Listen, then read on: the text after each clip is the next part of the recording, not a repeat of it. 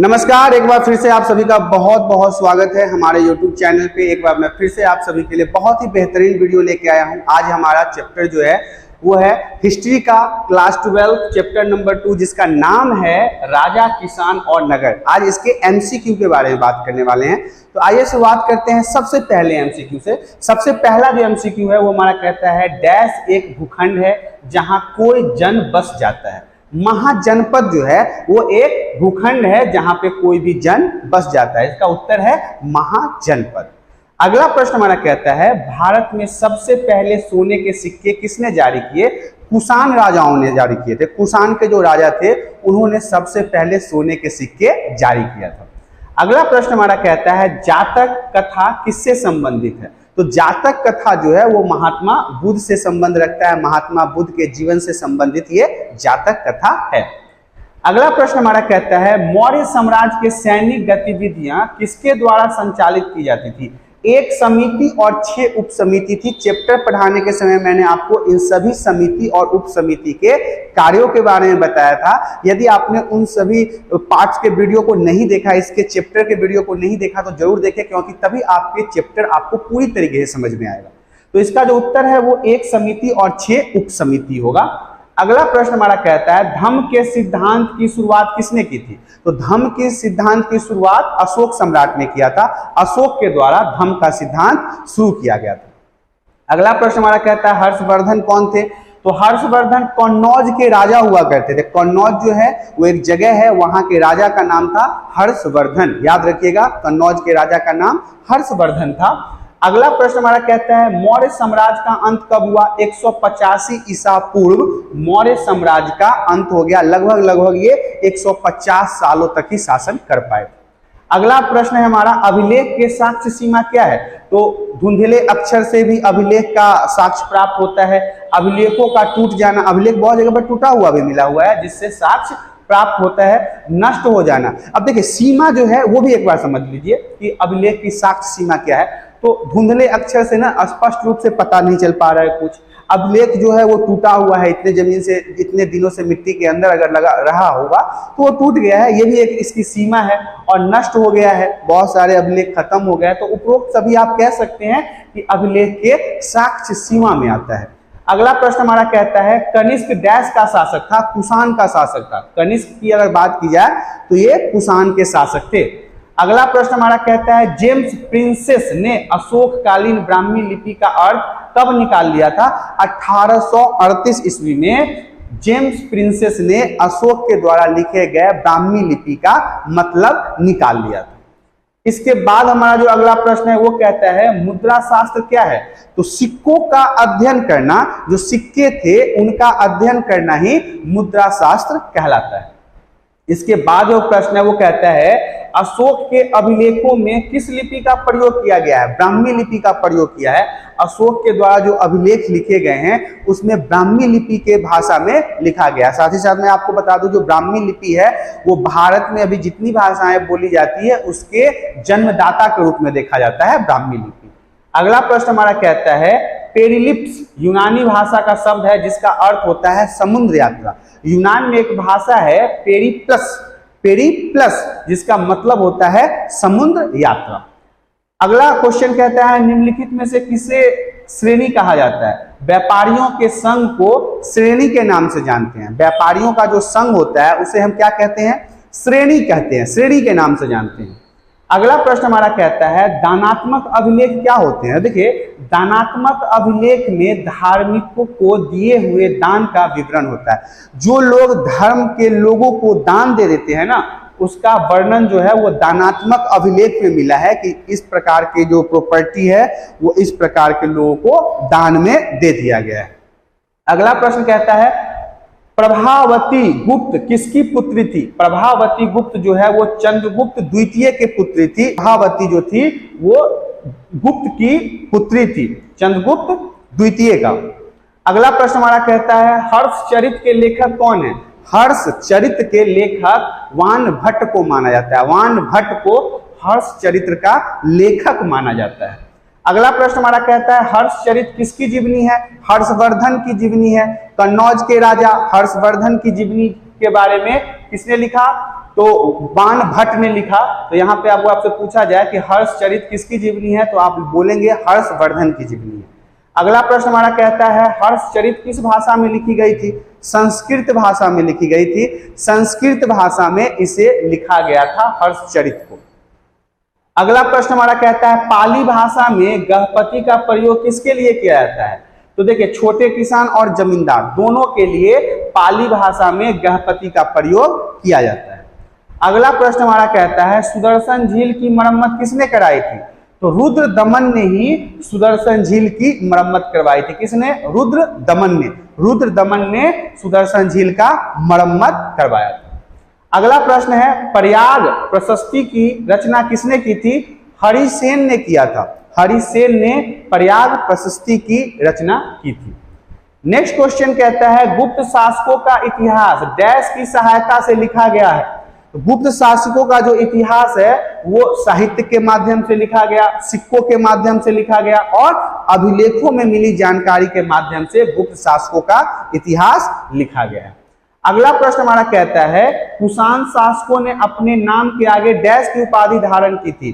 देवपुत्र की। ये कुषाण के जो शासक थे ना, ये खुद को भगवान के तुल्य मानते थे और अपनी मूर्तियां भी जहां तहां लगाते थे ताकि जनता को इनको भगवान मानने के लिए बाध्य किया जाए। तो कुषाण के जो शासक थे वो खुद को देवपुत्र भगवान का बेटा मानते थे।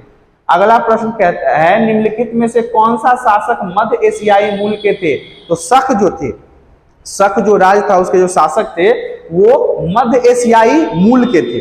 अगला प्रश्न हमारा कहता है ब्राह्मणों को जो दान में दिया जाने वाला भूभाग था उसे हम अग्रहार के नाम से जानते हैं। अगला प्रश्न कहता है महामात्र अधिकारियों का क्या कार्य था? धम्म का प्रचार करना। चैप्टर में मैंने आपको पढ़ाया है कि धम्म के प्रचार करने के लिए अशोक ने अलग अलग तरह के संगठन बनाए जिसे महामात्र के नाम से जाना जाता है। अगला प्रश्न कहता है निम्नलिखित में से कौन से दो क्षेत्र लंबी दूरी वाले महत्वपूर्ण व्यापार मार्ग पर स्थित थे? तक्षशिला और उज्जैनी। ये इसका सही उत्तर है। अगला प्रश्न हमारा कहता है स्वर्णगिरी का शाब्दिक अर्थ क्या है? तो सोने का पहाड़ जो कर्नाटक में हुआ करता था। चैप्टर में इन सभी चीजों के बारे में डिटेल से मैंने समझाया है कि स्वर्णगिरी का शाब्दिक अर्थ जो है इसका मतलब है सोने का पहाड़ जो उस समय कर्नाटक में हुआ करता था। अगला प्रश्न कहता है पहला सम्राट था जिसने अपने अधिकारों और प्रजा के संदेश प्राकृतिक पत्थर और पॉलिश किए गए स्तंभों पर लिखवाए थे। अशोक ने ऐसे काम करवाया था कि उसके द्वारा जो अधिकारी और प्रजा के लिए संदेश था उसे प्राकृतिक पत्थर और पॉलिश किए गए स्तंभों पर लिखवाया था। किसने लिखवाया था? सम्राट अशोक ने लिखवाया था।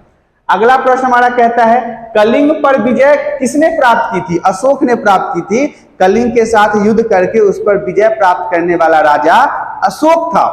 अगला प्रश्न है हमारा इंडिका की रचना किसने की? मेगास्थनीज ने की। ये यूनान के इतिहासकार थे, इनके द्वारा ही इंडिका का रचना किया जिसमें हमारे भारत के इतिहास के बारे में बहुत सारी जानकारी वहां से प्राप्त होती है।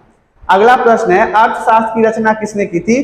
कौटिल्य चाणक्य ने की थी। कौटिल्य चाणक्य के द्वारा अर्थशास्त्र की रचना की गई थी। अगला प्रश्न है कलिंग का संबंध किस राज्य से है? उड़ीसा से। आज उस समय का जो कलिंग था आज का उड़ीसा है। उड़ीसा को ही हम उस समय में कलिंग कहते थे जिसको अशोक के द्वारा हराया गया था। अगला प्रश्न है मौर्य साम्राज्य की स्थापना किसने की? मौर्य साम्राज्य की स्थापना चंद्रगुप्त मौर्य के द्वारा किया गया था। याद रखिएगा चंद्रगुप्त मौर्य के द्वारा ही मौर्य साम्राज्य की स्थापना हुई थी। अगला प्रश्न कहता है अशोक के पश्चिमोत्तर में मिले अभिलेखों में किन भाषाओं का प्रयोग किया गया है? अरेमाइक और यूनानी भाषा का प्रयोग किया गया है। अशोक के पश्चिमोत्तर में जो अभिलेख मिले हैं उस पे अरेमाइक और यूनानी भाषा में लिखा गया था। नेक्स्ट क्वेश्चन कहता है आरंभ में मगध की राजधानी थी राजगिरी।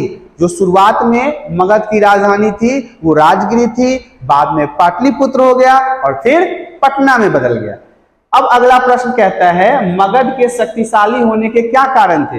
तो अच्छी खेती की उपज थी क्योंकि गंगा और सोन नदी से यहाँ पे सिंचाई की जाती थी। लोहे का खदान था, हाथी की उपलब्धता थी, वहां के जो आसपास में जंगल थे उसमें हाथी भरपूर मात्रा में थे जिससे सैनिकों को सहायता मिलता था। लोहे का खदान था जिससे ये अपने हथियार बनाते थे। सारी डिटेल्स मैंने आपको चैप्टर में समझाया है। आप चैप्टर के वीडियो को जरूर देखें जिससे आपके सारे डाउट क्लियर हो जाएंगे। अगला प्रश्न हमारा कहता है 6ठी से 4ठी शताब्दी बीसी में डैश सबसे शक्तिशाली महाजनपद बन गया था, कौशल, कुरु और पंचाल। इसमें से कोई नहीं, क्योंकि मगध जो था वो सबसे शक्तिशाली महाजनपद यहाँ पे 6ठी से 4ठी शताब्दी ईसा पूर्व के बीच में बन गया था। न कौशल है, न कुरु है, न पंचाल है, इसमें से कोई नहीं है, क्योंकि अगर सही उत्तर इसका आपसे पूछा जाए तो मगध जो था वो सबसे बड़ा महाजनपद और शक्तिशाली महाजनपद के रूप में उभरा था। अगला प्रश्न हमारा कहता है लगभग डैश से संस्कृत में ब्राह्मणों के धर्मशास्त्र नामक ग्रंथ की रचना शुरू की। देखिए 6ठी शताब्दी ईसा पूर्व में ही संस्कृत में ब्राह्मणों ने धर्मशास्त्र नामक ग्रंथ की रचना शुरू कर दी थी, संस्कृत भाषा में। याद रखिएगा, संस्कृत भाषा में 6ठी शताब्दी ईसा पूर्व में इन्होंने संस्कृत में लिखना ग्रंथों को शुरू कर दिया। प्रश्न की तरफ बढ़ते हैं। ओलिगार्की से क्या अभिप्राय है? समूह का शासन। अगर एक समूह कहीं पे शासन करता है तो उसे हम ओलिगार्की कहते हैं। ओलिगार्की का मतलब है समूह का शासन करना। नेक्स्ट प्रश्न कहता है आरंभिक भारतीय इतिहास में 6ठी शताब्दी ईसा पूर्व को एक महत्वपूर्ण परिवर्तनकाली काल क्यों माना गया है? क्योंकि आरंभिक राज्य और नगरों का उदय हो गया था, लोहे का प्रयोग बढ़ गया था, इसके अलावा सिक्कों का विकास हो गया था। तो यहाँ पे आप उपरोक्त सभी इसके सही उत्तर में लिख सकते हैं। अगला प्रश्न कहता है प्राचीनतम अभिलेख डैश भाषा में लिखे हुए थे? प्राकृत भाषा में लिखे हुए थे। जो बहुत पुराने अभिलेख आपको मिलते हैं ना, वो कौन से भाषा में थे? प्राकृत भाषा में लिखे हुए थे। अगला प्रश्न कहता है पत्थर, धातु या मिट्टी के बर्तन जैसे कठोर सतह पर खुदे होते हैं, डैश कहलाते हैं? अभिलेख कहलाते हैं। बहुत सारे लोगों के मन में क्वेश्चन होगा कि अभिलेख किसे कहते हैं? तो पत्थर या धातु या मिट्टी के बर्तन जैसे कठोर सतह पर अगर कोई चीज खुदा हुआ हो तो उसे क्या कहते हैं? अभिलेख के नाम से जानते हैं। अगला प्रश्न हमारा कहता है बौद्ध ग्रंथों के अनुसार डैश सबसे प्रसिद्ध शासक था? अशोक। बौद्ध ग्रंथ में ये कहा गया है कि अशोक जो है वो बहुत बड़े शासक तो थे ही, साथ ही साथ वो प्रसिद्ध भी थे। नेक्स्ट प्रश्न हमारा कहता है अधिकांश अभिलेख और सिक्कों पर डैश लिखा था? प्रियदर्शी। प्रियदर्शी का मतलब मैंने आपको चैप्टर में समझाया है ना, जिनका मुखड़ा बहुत ही प्रिय हो, सुंदर हो, ऐसा अशोक के बारे में सिक्के पे लिखा गया था कि इनका चेहरा प्रियदर्शी है, बहुत ही शांत है, बहुत ही प्रिय है, जिसे देखकर हमें सुकून आता है। अगला प्रश्न हमारा कहता है जेम्स प्रिंसेप कौन था? तो जेम्स प्रिंसेप जो है वो ईस्ट इंडिया कंपनी का अधिकारी था। ध्यान समझिएगा कि जेम्स प्रिंसेप जो था वो ईस्ट इंडिया कंपनी का अधिकारी हुआ करता था। अगला प्रश्न हमारा कहता है ब्राह्मी और खरोष्टी लिपियों का अर्थ कब निकाला गया? 1830 के दशक में ब्राह्मी और खरोष्टी लिपियों का मतलब निकाला गया था, मतलब इसे समझ लिया गया था।